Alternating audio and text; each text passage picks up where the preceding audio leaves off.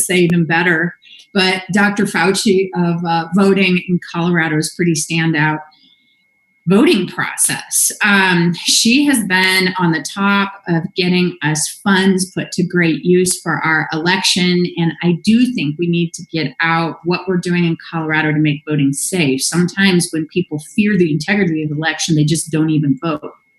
So we were lucky to be able to get our Colorado Secretary of State to join us this morning. And we all know Jena. I'm going to turn it over to our amazing Secretary of State, Jena Griswold. Yay, Jena. Yay! Hey, Jena. Nice to see everybody. Hi, Electra.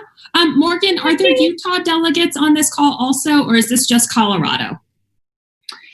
We invited Utah as well, mostly Colorado, but okay, Utah. Okay, welcome as well. Yeah, there's a couple of Utahns here. Couple of Utah. Okay, I just don't want to bore everybody, all the Coloradans, with background because I know you guys have heard from me a million times. But good morning, everybody. I'm just so excited to be invited and to see this convention go virtual. I think right now, gosh, if we didn't know that our democracy was at risk and that we were fighting for the soul of the nation, that has become extremely apparent in the last couple of months, obviously, in the last couple of years. We're kind of at a full circle. If you all remember, I ran for Secretary of State in 2017 because Trump formed that voter commission and decided that he was going to suppress millions of Americans and thousands of Coloradans. And actually, thousands of Coloradans canceled their registration. It was early July.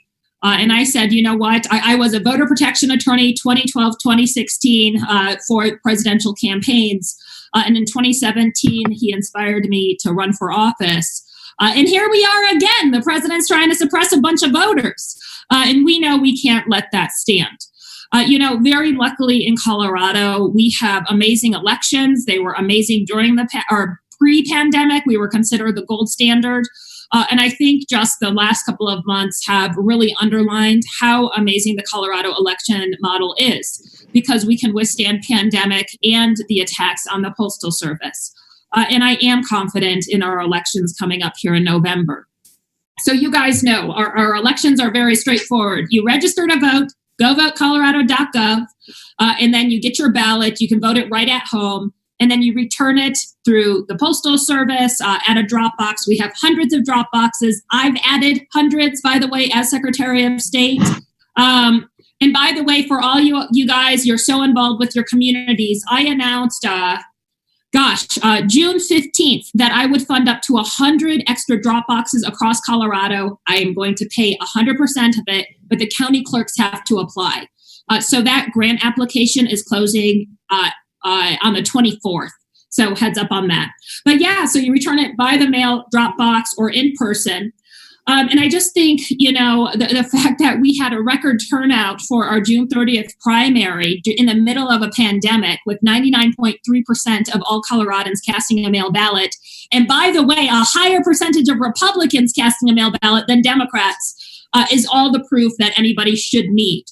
And one of the reasons that I am so passionate about mail ballots is you all know, I grew up very working class. And I think about people like my mom, who, when growing up, she would work a couple jobs, and it was still not enough. We'd have to go to food banks. There was times when we were on food stamps. So why is it that someone who is blue collar, like my mom, if they're having to work on election day, that they do not get to have their voice heard? I think this country needs to hear more from working people and not stifle working people's voice. And that's why it's so important that we have this awesome election model.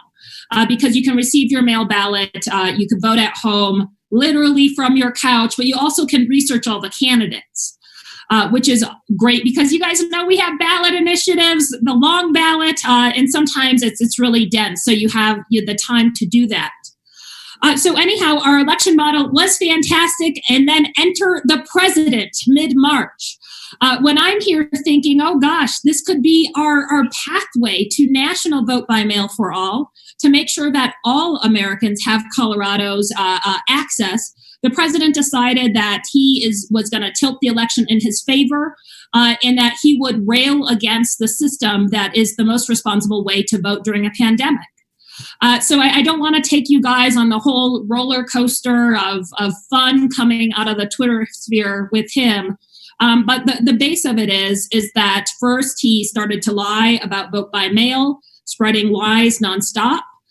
Then he just started to rail against the post office, which you all know is a partner in our democracy. And now his sights are on mail ballots itself.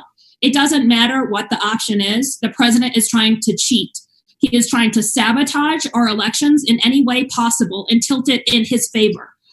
You know, I worked during law school as an international human rights fellow in Venezuela. And I was working with a local NGO and some, I didn't know at the time, some political characters to take all the stories against Chavez to file suit for crimes against humanity because there was torture. There was kidnappings. A lot of bad things were happening there. And my eyes were really just opened by talking with people who had been kidnapped by the regime.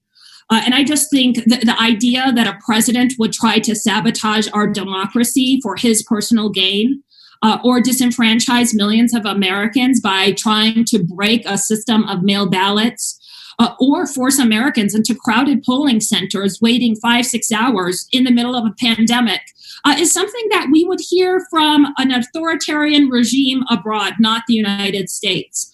So when the vice president says we're fighting for the soul of the nation, that's not exaggeration. That is what we're fighting for. We're fighting for our elections. We're fighting for our democracy. We're fighting for sanity. We're fighting for a national coronavirus plan. You know, my mom has been working as a nurse on a COVID unit, saving people's lives. And the fact that we do not have a response for COVID-19 nationwide with over 170,000 Americans dead, and the president would rather focus on suppressing Americans than responding to this is just a national tragedy. I do want to share with you, in Colorado, we are fighting back against all the lunacy, any attempt to suppress the vote. I want to assure you that I am very confident in November's election because we have features in the Colorado election model that other states don't have. So, for example, we send out ballots at least 3 weeks before the election. They're actually going out earlier this year because that week before the election, that Monday is a holiday. So they'll be going out October 9th through the 16th. So that means if there is a slight slowdown, which, by the way, our regional postal service is telling us there is no slowdown, and we'll continue to monitor. But if there even is a slight slowdown, you guys know you have 3 weeks to get your ballots through the mail. We will get them. We also have so many drop boxes. In 2019, I added 91 drop boxes through the Colorado Votes Act. We added them across the state. It's law. They will be in by November. And then I announced that funding for 100 additional. We're expecting anywhere between 320 to 360 drop boxes. And obviously that is a good alternate, a good augmentation to the Postal Service.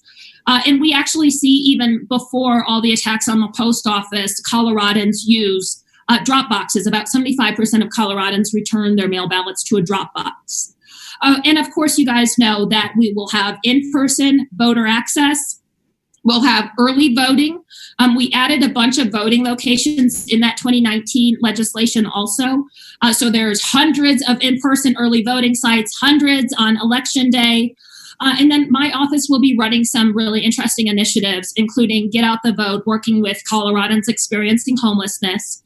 Because just because you don't have a house over your head doesn't mean your constitutional rights are gone. We'll be doing a voter registration push, nonpartisan, so that's totally nonpartisan, but we are seeing a downtick in registration due to the coronavirus. We'll be pushing out content close to the election day to encourage people to vote their mail ballot. And then I will actually be visiting with the 2 tribes in Colorado the first week of September to see how we can amplify and support voting on tribal land, but also in Native communities in the Denver metro area. So we have a big old push when it comes to the attacks on the post office. You guys know what you got when you elected me as Secretary of State. You got a fighter who will fight to stop any type of voter suppression. So all options are on the table. It is reported that we are looking at litigation. We're looking at litigation against Postmaster DeJoy and the president for using the post office to suppress voters. We have to fight right now. We have to fight for our democracy. And I'm just so glad to be on a team with all of you, because I know you love this nation so much, and that's why you do what you do. And we have to remember, as we talk about the post office, that this is something that's not just about elections. Growing up, so I know I always say I grew up in Estes Park, but I actually grew up outside of Estes Park in Drake, Colorado, if anybody knows where that is, literally in a cabin with an outhouse outside. I grew up very rural. I just remember memories of the post office, good and bad. I remember when my grandma got breast cancer, and she was up in South Dakota sending us letters, some of her last words. And receiving those letters, and how special and touching that was to me. That's what the post office does. It keeps communities together. It delivers life-saving medicine. It's so important for rural people and rural Americans. I think really can agree that we really value the post office. So we're not only talking about an attack on our democracy, we're also talking about an attack on rural America, and just an institution that is not politicized. It's about the movement of goods and ideas through American society. It's been around for so long, before even the United States. So there's so much to fight for right now, but we're in a fight. We've already won, by the way. We've expanded access to elections nationwide in a big way this year. 2016, 23% of Americans voted by mail. The estimate for this election is over 70%. Now we just have to fight for the system to actually function, because we have expanded access. And I know my remarks are a little all over. The last thing I would say, that's too much coffee before 8 o'clock. The last thing I would say is I know all of you are very passionate to make sure that all Americans are truly afforded the rights of citizens. And when we see this police brutality against people of color and Black Americans, it's an outrage. And I guess I'm glad that the country is really realizing the extent of systemic racism. A lot of times when we see voter suppression across the nation, it is systemic racism. It's not by chance that when we saw the broken elections in Georgia in their primary, that the folks standing in line for 6 hours were predominantly Black voters. That's one of the reasons we have to expand vote by mail for all. We increased participation rates in Colorado among Black voters by 13%, among Latino voters by 10%, among Asian voters by 11%, statewide 9%. So it's one of the tools that we have, number one, to give Americans their afforded constitutional rights, but also to fight back against this voter suppression and systemic racism that get too many politicians elected that should not be in their seats in the first place because they do not represent the people. So that's really my overview right now, and I'm happy if there's still time again to take any questions. That's great, because there is some time for questions. So maybe you guys can just unmute yourselves, and now that we've got Secretary Griswold with us, go ahead and I've got a question. My question is on Jena. Thank you so much. You are such an inspiration to me, and I'm so grateful for you. You just give me chills, and you just make me so proud. So thank you. Thank you. My question. I actually had a question. I have much more praise, but I'll call you for praise if I'm having a rough day, Electra. Anytime. But the question is in regards to, we are doing something in El Paso County. What we noticed was because of coronavirus and because students left early, especially in March, and maybe did not receive their ballot in,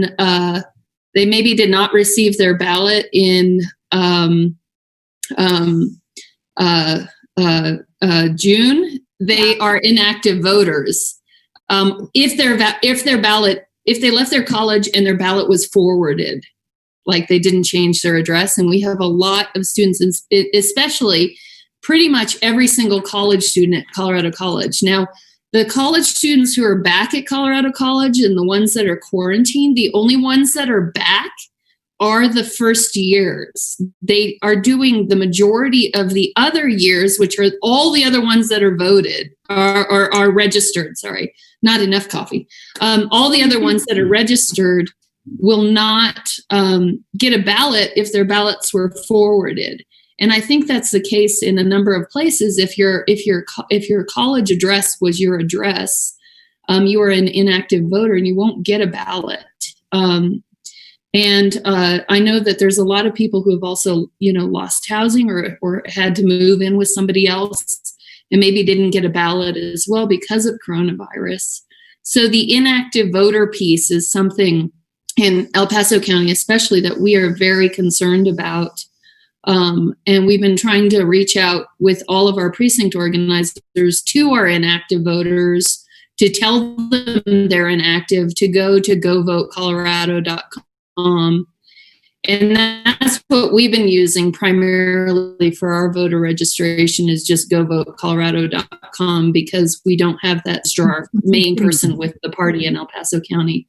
But do you have any push for that, to push for inactive voters and reach out towards inactive voters that may not get a ballot?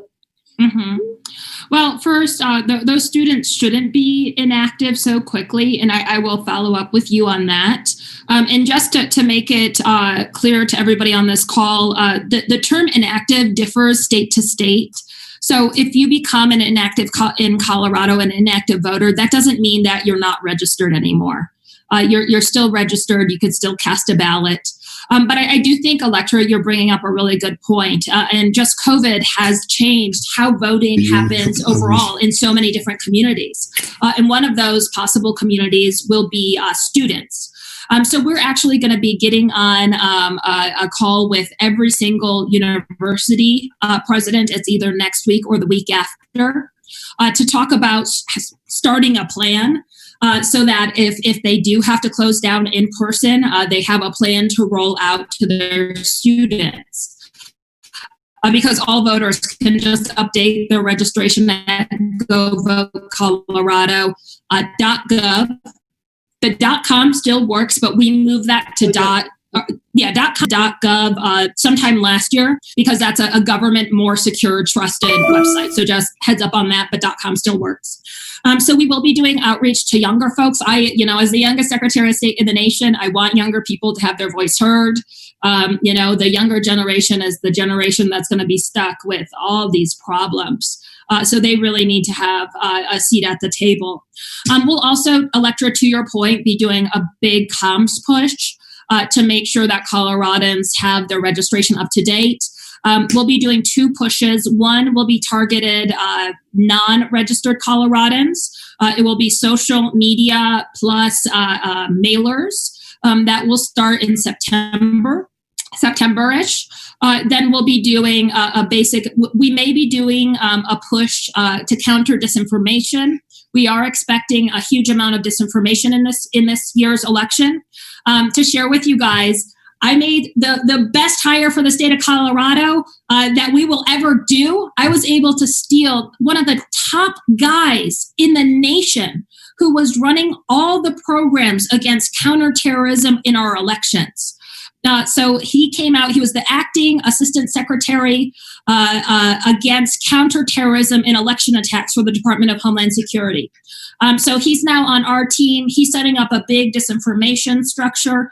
So we're still debating whether we have the resources to communicate stuff out, but it's very likely we'll be doing a disinformation push no matter what, but a paid push, so that we're communicating with a lot of people. And then we'll also be doing a push on just like how to vote in October. So yes, we're going to be doing a lot of that outreach. We're specifically thinking about students. I'll be working with the universities and also the governor's administration. Dr. Angie Piccioni is the director of higher ed.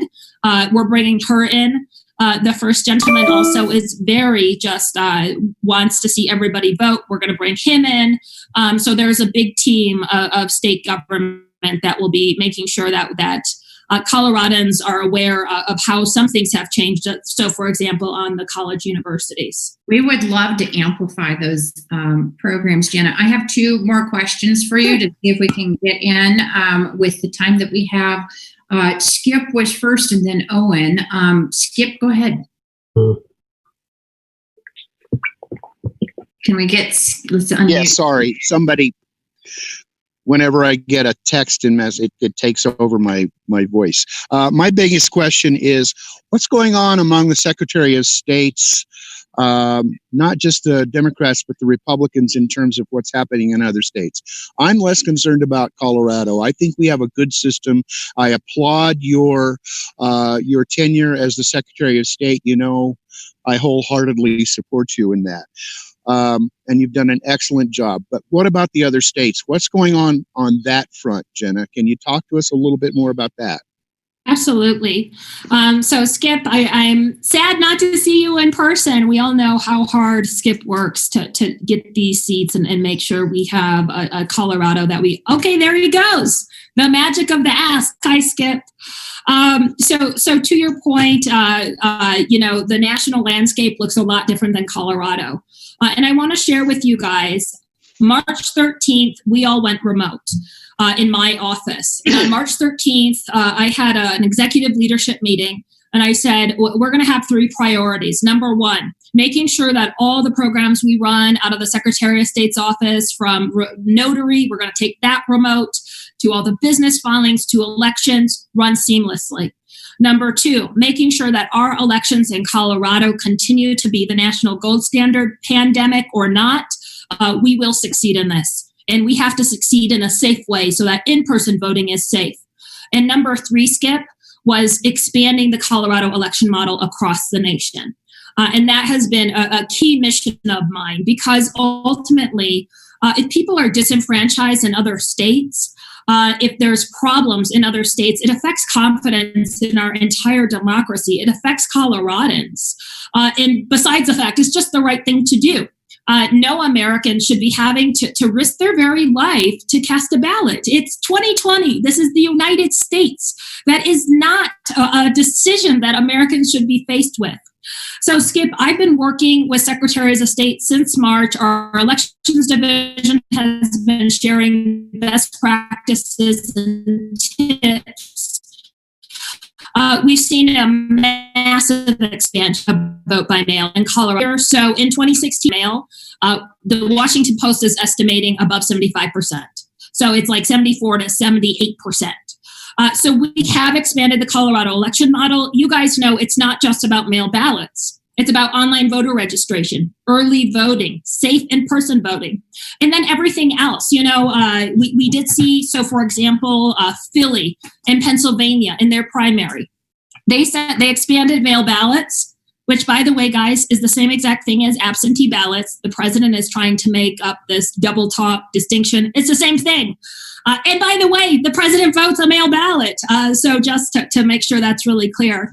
But Skip, so in Pennsylvania, they were sending out mail ballots a couple days before the election. That's generally not the best idea, because people are going to receive it late and then think they're casting their vote, their voice, and it's not counted. So we're also working with states across the country. So on when you send out your ballots, when you stop, trying to urge drop boxes, as the administration is fighting against the post office with the stated purpose to disenfranchise people, we should be expanding drop boxes. So I talked to states about that. I've worked with states on their signature cure, because we do signature verification on the back of mail ballots. But how we do it in Colorado is that every signature there is on file is part of the library that's being compared to verify the signature on a ballot. In Georgia in 2018, one of the ways they disenfranchised so many Black voters is that they would only compare one signature, and it had to be exactly the same. If you didn't dot your I, signature kicked out. So we're also working with other states to make sure that they set up their systems correctly. And a lot of it is building the grassroots fire. And I think that's what we're seeing. We're seeing Americans demand mail ballots. We're also seeing Americans demand that the president stops attacking the post office. And in like a crazed tweet yesterday, after weeks of saying the post office is no good, he said that he liked the post office. That's part of it also. But we are having a lot of success. It is not going to be perfect. It's not. It just won't be. But we're trying to get it as perfect as possible and light some fire under people's feet, including Democrats, who, by the way, in March, I will not say who, various Democrats, when I started leaning in and be like, you guys have to expand mail ballot right now. We are going to be voting in a pandemic. Came back and said, Jena, who's going to print the ballots? Kinko's? So really pushing back. And by the way, the two people, the Democrats who were pushing back, expanded mail ballots. It just took a while to get them there. So we are winning this fight. I wish it was, federal legislation, but we do what we can. I want to squeeze in as much as we can in the time you have before our next speaker, because we've got 3 more questions coming in. So I just want to make one point. So I had called on Owen next, but Richard Henson created our Native American Initiative for the Democratic Party, and he was wanting to work with you on tribes. So I want to go to Owen quickly, and then to Richard, and then if our next speaker's in, and then Manny is the third in line. So let's see how many of these we can get in the next minute. Okay, I'll be fast, Morgan. Owen.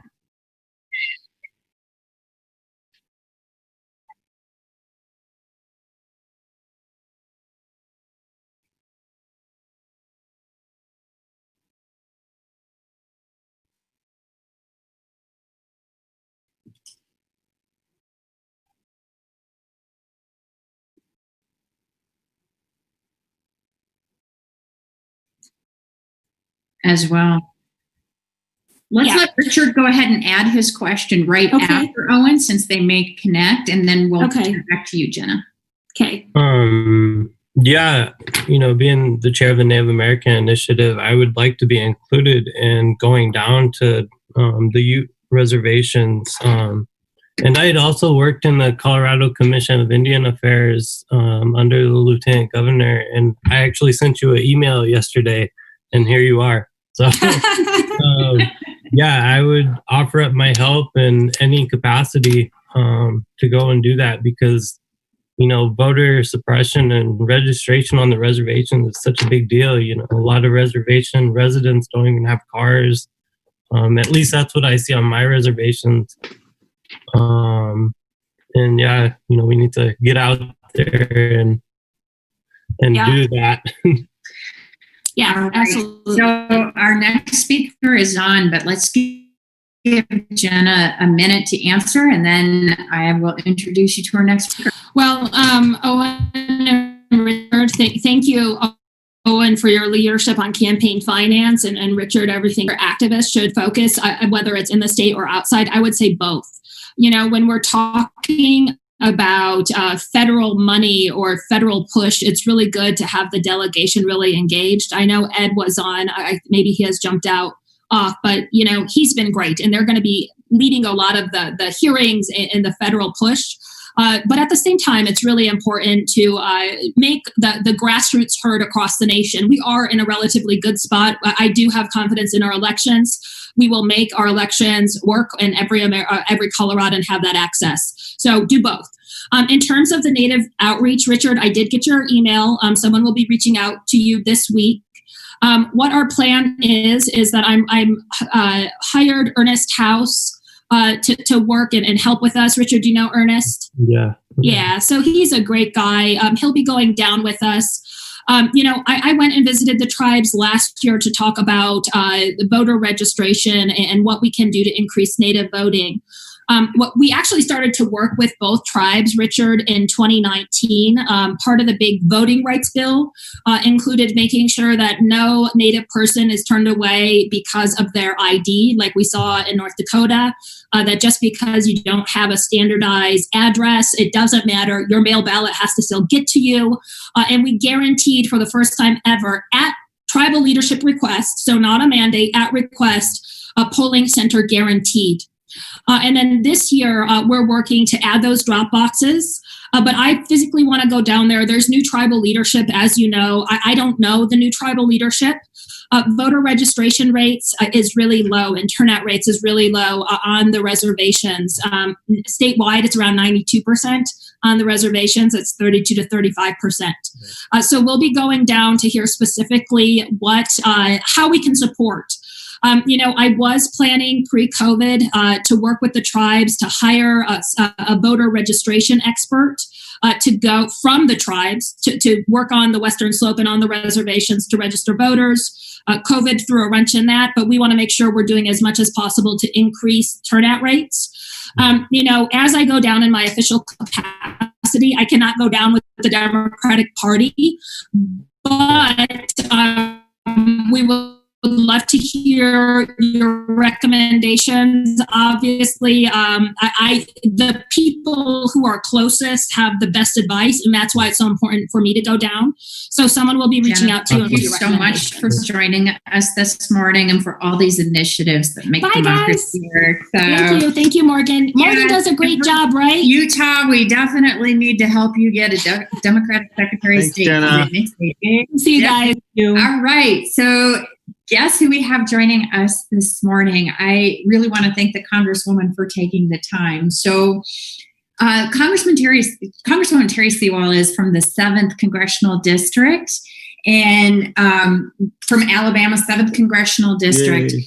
Quite a Renaissance woman, actually, and had attended an Ivy League school through Princeton. I think was actually recruited on her attendance there. She was I was reading this about you, Congresswoman, about had dreams of being on Broadway when you were young.